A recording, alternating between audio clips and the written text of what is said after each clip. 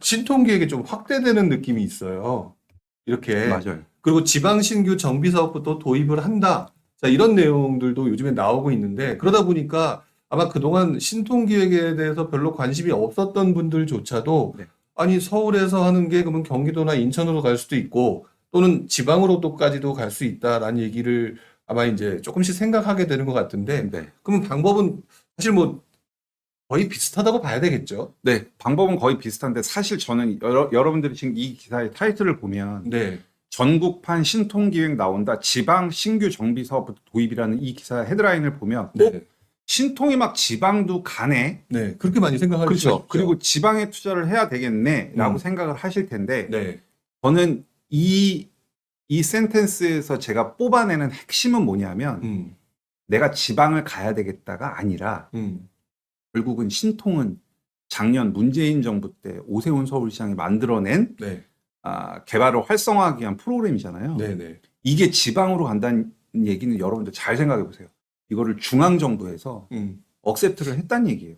받아들였다. 그렇죠. 그게 핵심인 거예요. 내가 지방을 막 가려는 게 아니라 오세훈 서울시장이 만든 이 프로그램을 중앙정부에서 수용을 한 거고 이 중앙정부에서도 그러면 같이 합심이 돼서 어느 정도 그 일치가 돼서 이 사업을 밀어붙이겠다는 거니까 그러면 여러분들이 앞으로 5년 남은 윤석열 정부와 4년 남은 오세훈 서울시장 이 사이에서 도대체 서울이 어떻게 변화할 것인가를 충분히 우리는 예측할 수 있다는 거죠.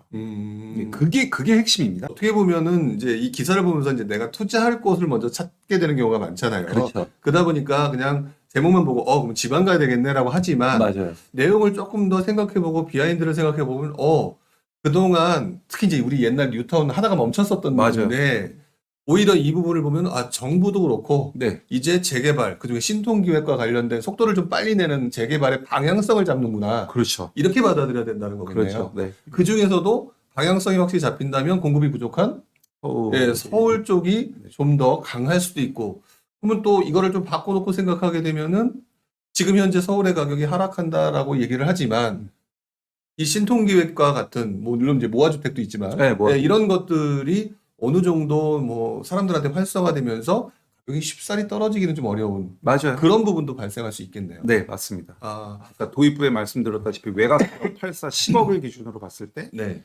그 이하로 떨어지지만 않는다고 하면 네. 저는 이러한 이슈들이 임기 내에서는 지속적으로 갈 거라는 판단이 듭니다. 이미경님께서 올려주신 건데요. 네. 앞으로 모아타운이나 신속 통합이 활성화된다면 기존 뉴타운은 어떻게 될까요? 기존 뉴타운이 인기가 떨어질 리가 전혀 없죠. 전혀 없고 네. 신속통합기획이나 모아타운이 더 활성화되면 네. 기존 뉴타운보다 신통이나 모아가 훨씬 초기거든요. 그렇죠. 훨씬 더 초기죠. 훨씬 초기고 훨씬 리스크도 커요.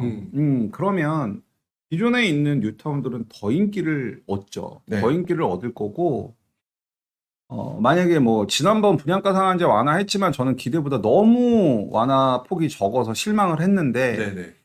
분양가 상한제가 정말 현실화된다라고 하면 서울의 민간 재개발은 그 후광 효과 물론 몇 가지 좀 체크할 포인트는 있지만 네네. 서울에 있는 민간 재개발 중에 상당수는 굉장히 크게 재미가 있을 거예요. 네. 여기 보시면 영화 기생충 그 동네 3115가구 들어선다. 서울시 재개발했는데 이게 보니까 공공재개발이에요. 네. 그러고 보니까 저도 이 기사가 보자마자 제가 그 지역을 찾아서 봤어요. 네네. 그리고 난 다음에 이제 뭐 아시리라든지 이런 걸 통해서 보니까 네. 그 어디죠? 그 종로에 있는 그 자리를 제외하고는 대부분 다 보면 그 주변에 진짜 뭐 공공재개발이든 민간재개발이 있는데 바로 옆에 만들어지는 게 거의 대부분이더라고요. 제가 되게 큰 힌트를 드린 거죠. 오늘. 네. 여기 방송에 나와. 그러면 이제 그 부분을 여러분들이 집중적으로 좀 보실 필요가 있겠죠. 네, 있어요. 그러면 지금 솔직히 말하면은 민간재개발 쪽으로 좀 힘을 실어주는 것 같은데 네. 공공재개발 지금 어쨌든 지금 신규 후보지 지정을 했거든요. 네.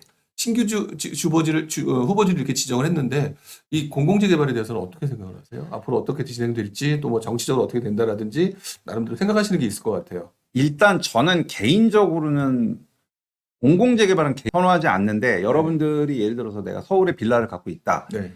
근데 그게 빌라로 가만히 있는 것보다 네. 그게 공공이 됐던 민간이 됐던 뭐가 됐던 뭐든지 되는 게 훨씬 좋은 거고 그건 당연히 좋은 거고 네. 내가 만약에 투자를 한다는 입장에서는 저는 공공보다는 민간 쪽을 보시라고 더 말씀을 드리고요. 사실 공공재개발은 지난 그 문재인 정부 때 발표가 났는데 네. 분명히 이거 공공재개발 조합원분들도 계실 텐데 사업 모델을 조금 뜯어 보면 네.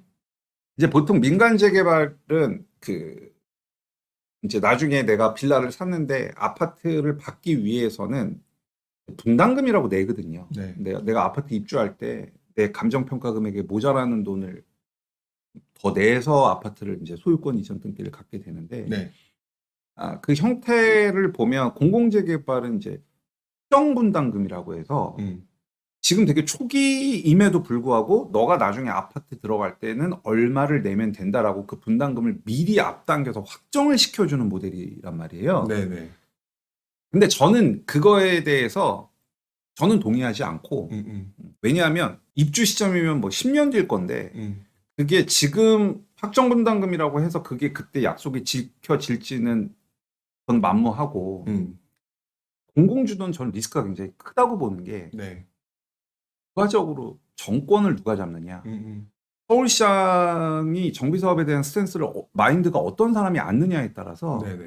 이 공공이 주도하는 사업은 막 엎치락뒤치락 할 수 있어요. 불확실성이 너무 커요. 그러니까 민간이 하는 사업은 어차피 민간한테 수익이 나면은 진행이 돼요. 네. 그게 뭐가 됐던 거기 있는 주민들이 수익을 낼 수 있으면은 진행이 된단 말이에요. 근데 네네. 공공은 뭐냐면 서울시장이 됐던 대통령이 됐던 새로 부임을 하면 전 정권이 됐던 그걸 이제 좀 색깔 지우기가 많이 들어가잖아요. 네. 그래서 이 헤드가 누구냐, 정권을 누가 잡고 있느냐에 따라서 이 공공이라는 색깔 자체가 막 바뀌어버리니까 네. 저는 그래서 선호하지 않아요. 그러니까 결국 이것도 초반부터 계속 말씀하신 방향성이라는 걸 보는데 맞아요. 이 방향성이 사실상 정권의 변화에 따라서 되게 불확실하다. 맞아요. 어떻게 보면 불확실해요. 이 말씀이신 거잖아요. 네. 민간은 쉬워요. 그냥 아까도 말씀드렸다시피 주민들한테 이익이 되면 가는 거예요. 그거는 불변이거든요. 네. 이익이 되면 가는 건데 공공은 그런 주민들의 이익도 있지만 네. 누가 집권을 하느냐에 따라서 자꾸 방향성이 바뀌니까 예측할 수가 없잖아요. 이거는. 네. 그래서 저는 공공을 선호하지 않아요.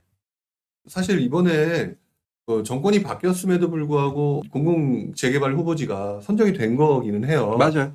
근데 신규 후보지 8곳이고 그럼 또 다음에 지정한다고 해도 그렇게 많지도 않을 것이고 네. 그러면은 결국 이 자체가 공공재개발이 효율성으로 보게 되면은 불확실성과 같이 맞물리면 그래도 전체적으로 뭐 신통이나 모아나 기타 뭐 민간 재개발들에 비해서는 조금 애매한 소지가 있다. 일단 그런 의견이시네요. 네, 제 개인적인 생각으로는 그렇습니다. 물론 지금 여기서 말씀드리는 게 항상 정답은 아니니까 여러분들이 이 부분에 대해서는 무조건 흥부님이 이렇게 얘기했어 이렇게 판단하지는 않으셨으면 좋겠고요. 저도 역시 마찬가지로 어떤 생각이 틀릴 수도 있는 거니까 여러분들 그런 점은 조금 한 번 더 좀 정제해서 받아들였으면 좋겠다. 네. 이런 말씀을 좀 드립니다. 네.